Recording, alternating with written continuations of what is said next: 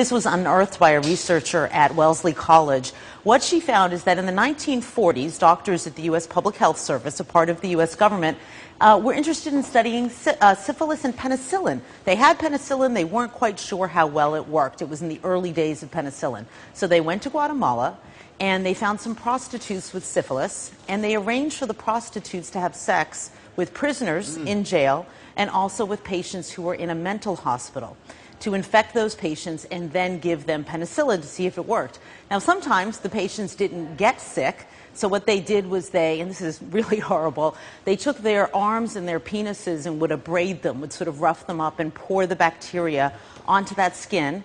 And then when that didn't work, they would sometimes just inoculate into the spine. They would do a spinal puncture and give the syphilis that way. And then they would try the penicillin to see how it worked. And let me read a little bit from the apology. It's just coming, today. This happened. Hang on, this is a U.S. government we're talking about. Correct.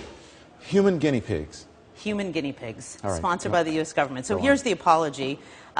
We deeply regret that it happened, and we apologize to all the, to all the individuals who were affected by such abhorrent research practices. I know, it's almost like you don't know what to say. And we think about, you remember the Tuskegee Institute, the research there that they did on African Americans.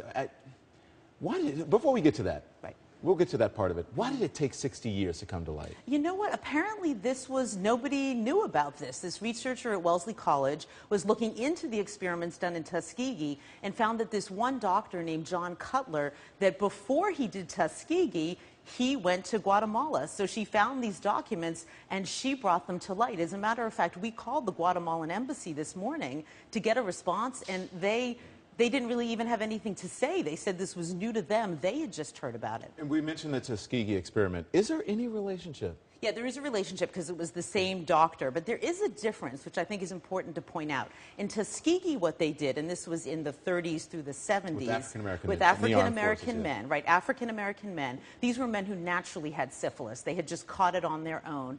But the government had a medicine for the syphilis. They had penicillin, and they didn't use it. They chose not to use it so they could study the natural course of the disease. So it's, both are horrible. I don't want to compare one to the other. Both are horrible, but they are different. I really, it's unfathomable, as you said, and I saw you reading it just getting choked up there because I can't believe it. It's so disturbing. And, thank goodness today there are different standards. There, at that time, it was like the Wild West. You could pretty much do whatever you wanted. Now there are standards for it so that those kinds of things, we hope, don't happen. Secretary of State, Health and Human Services Secretary, both apologizing. As well, the government should apologize for this. And it's horrific. This doesn't live up to our standards as Americans. No. And thank God, hopefully this does not happen now. There are standards in place. You would never get away with doing this now.